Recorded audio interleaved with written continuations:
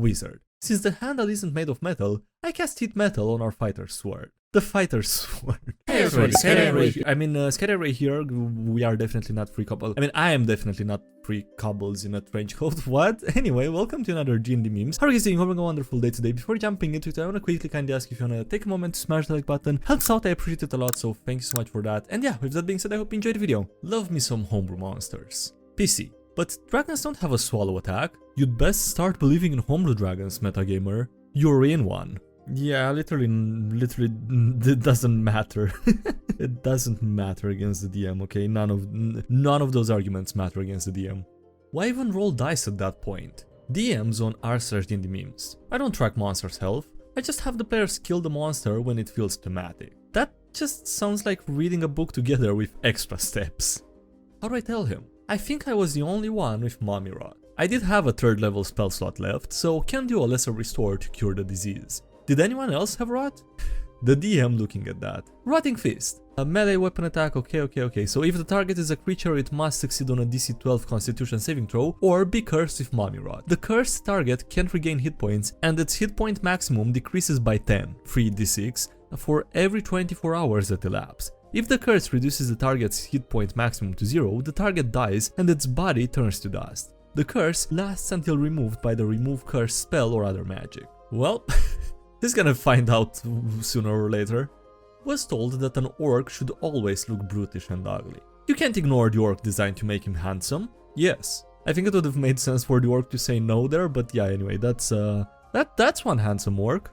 Casting Shape Change. I'm gonna have to interrupt you. This monologue is really starting to drag on. Shut up about attacking during the monologue. It's time for you to look inward and begin asking yourself the big questions. Is it okay to cast your buff and summon spells while the villain is monologuing, or is that considered bad sportsmanship?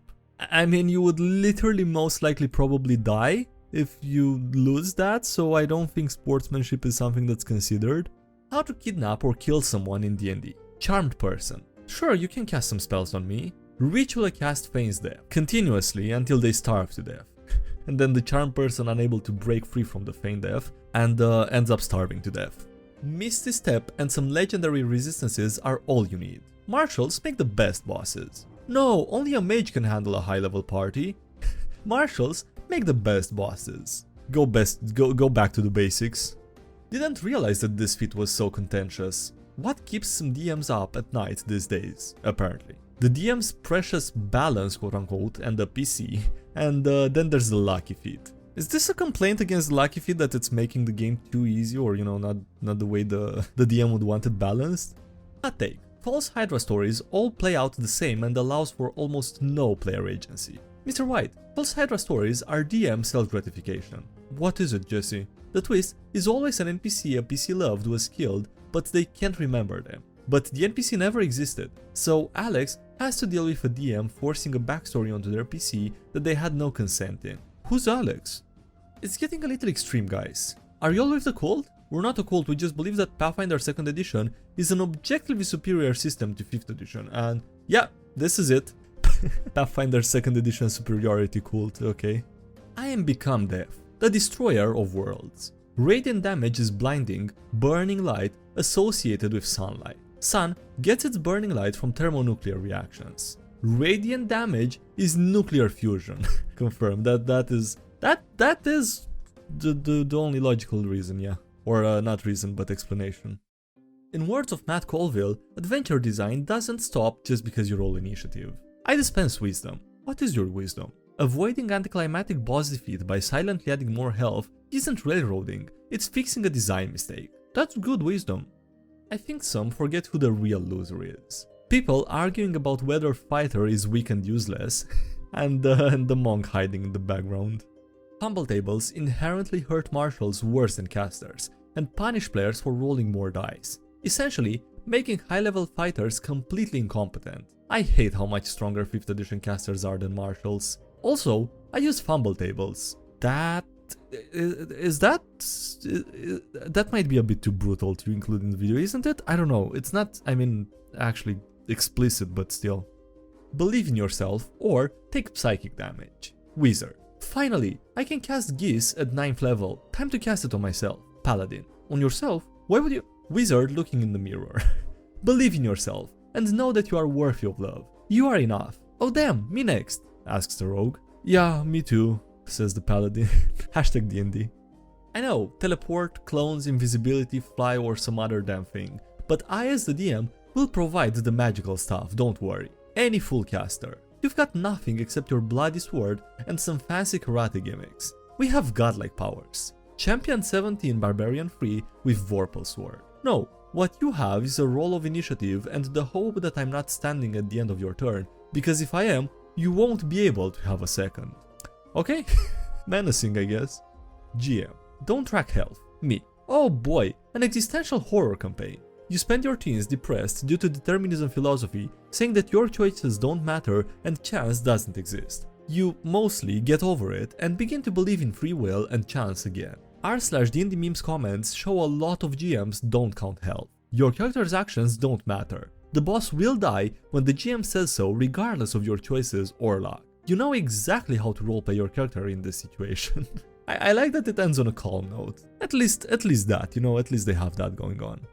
A gift from the Elven Queen to the Dwarven King. Okay, it's Ring of the Stalwart, and you become immune to the effects of alcohol. All liquids that contain alcohol will taste like soap to you. Recording and book intensifies, immune to alcohol, and alcohol will taste like soap. And then soap again because it's rage, okay. Also, the sources I made it up, the item is fake, do not waste your time searching D&D Beyond, it does not exist. But I mean, it can be a homebrew item if you wanted it to be. It's not all that exciting. Being an adventurer in a fantasy world. Expectations and reality, okay, yeah. A lot more travel than expected between expectations and reality. That's not necessarily a bad thing though, I feel like it's portrayed as such in this meme and I don't know why. Because the exploration doesn't have to be a negative thing or like the end goal doesn't have to be the only good thing about the journey, you know. Dude says stuff like, see invisibility doesn't negate invisibility. And you can't twin Dragon's Breath. Rules as written. Rules of cool, and then rules as Crawford. Is that like the worst interpretation possible of rules? NPCs aren't the only ones who scheme at my table. There goes my mini-boss. The party leading the corrupt police officers to the box containing the important evidence, giving them 20 glyphs of wording packed with fireball set to activate as soon as the chest is open. Well, I can imagine an explosion in the next panel that's not continued here. CR's a lie, so is the sky. Trust in the all-seeing, all-knowing eye. Weak aura. The CR calculator says this fight might be too hard for my party. I should tone it down. I don't wanna risk killing a PC. Strong aura. Very strong. It's deadly encounter. Deadly encounter. Oh, okay. There's a reason why blacksmiths use red hot metal. Wizard. Since the handle isn't made of metal, I cast heat metal on our fighter's sword. The fighter's sword. A friend was trying to argue that he could deflect fall damage because the earth is a bullet fired by the Big Bang. Deflect missile allows monks to deflect ranged attacks. Yup. Your opponent shoved you off a cliff. Yup. A shove is not ranged and has a contest, not an attack roll. Sounds right to me. You are now falling and will take XD6 damage. I deflect missile the earth. I'm talking to you. Look at the clock. Do your prep. DM on Friday. I'll do it later. And then gasps when the DM on Sunday is very mad by the choices made from the past. Credit to someone in Pathfinder memes, okay. I want my players to be able to earn money in their downtime. Do you have any guidelines on that? D&D. I don't know, figure it out yourself. What do I look like? A set of structured rules for a TTRPG? And then there's you know, big Chad Pathfinder. Here's a complete table of 22 task levels, their associated DC, and the pay you can earn for each level based on your proficiency rank, as well as rules for handling crit success all the way through the crit fails for those tasks, and recommendations for GMs on how to manage this long term. This, honestly, this does make me interested in Pathfinder, more so than before and other things from, you know, that have been said in the past about it. If you can learn 5th edition, you can learn almost any system. Swapping to a different system. It can't be that easy. It's that easy. Learned 3 new systems in weeks. I mean, yeah, I just have to get the basic rules down and then, you know, everything else can be looked up whenever it's needed. Just gotta have a general idea of what you can do and what can be done, you know, and just how things work in general. It's such a heckin' good name for a game. How people got interested in various CTRPGs. D&D. Decades of tabletop scene and pop culture dominance. Vampire the Masquerade. Vampires being a mainstay of mythology and genre fiction. Thirsty Sword. Yes, the name, literally just the name, getting them interested. Okay, I don't know if I want more details, honestly. Maybe another time. Really? Who doesn't want this? The myth of consensual buffing marshals. Casters who want stronger companions. I consent. Marshals who want to be stronger. I consent. Some guy on Reddit who insists that there isn't a problem. I don't. Isn't there somebody you forgot to ask? Yeah, come on, you always need to get the opinion of the guy on Reddit. Isn't that common knowledge, common sense? I'm sure I'm not the only one who did this. Homebrew an entire campaign and world so your players can't metagame? No. Homebrew an entire campaign and world because you're too lazy to actually read a pre-made module. What's helped you best understand the game? I would like to say thanks to the person that taught me Dungeons and Dragons. YouTube D&D series getting ready to get up, and sit the back down, I ain't talking about you. No, it's RPG Bot. Oh yeah, that's a pretty cool website, I completely forgot about that actually. If it crits, we can kill it. When my GM is fudging dice rolls to tell a better story, and I just wanna play the game. Do it! Come on, kill me, I'm here, kill me, I'm here, kill me, come on. You think you can debate with God? DM with Raw breaking the game and just saying no. Just literally just saying no on top of that. There is literally nothing that can beat the DM saying no to something. Like, it just doesn't matter. If the DM says no, it's not gonna happen. If the DM doesn't want it to happen.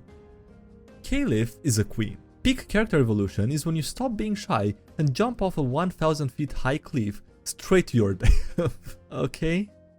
Came across an Avatar The Last Airbender campaign idea on this subreddit and had to make a meme about it. Creating an Avatar The Last Airbender campaign. Making it a prequel set during the Siege of Ba Sing Se by Fire Lord Iroh, and then let the player group kill Iroh's son, thereby ending the siege but also make them feel terrible.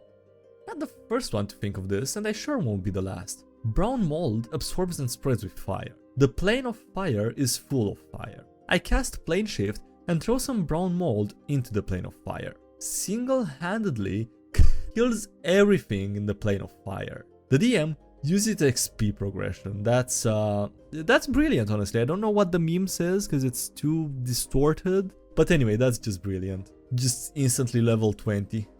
I see no lie here. Matt Mercer, how do you want to do this? Most DMs, why do you want to do this? There's quite a big difference there, and yeah, honestly, it's sad. That post earlier gave me a good mental image. The gods themselves watching as the monk deflects missiles the earth and then uses it as a ranged weapon. No, that's gotta be, there has to be a moment when the DM says no, okay? If it's not on deflect missiling the earth, it's gotta be after that. Whatever wants to come after that has to be, it just can't happen. No, it just won't happen, okay? Absolutely, definitely it's not gonna get used as a ranged weapon, okay? Party got their hands on some vestiges of Divergence. The book has an infinite number of pages. Most of the book is blank. Spellbook with infinite pages. Look inside. Infinite number of blank pages. Angry. Just angry reaction. Alright, on that note, that's it for today's video. So thank you so much for watching. I hope you enjoyed. Don't forget to leave a like if you did and subscribe if you haven't already. Also, thank you to everyone supporting the channel on Patreon, as well as on YouTube. I appreciate lots of thanks so much for those. Links below if you want to check them out, as well as links to the social media, Subreddit, Discord, and anything else. And yeah, that's it. Thanks again for watching. I'll see you next time. Bye.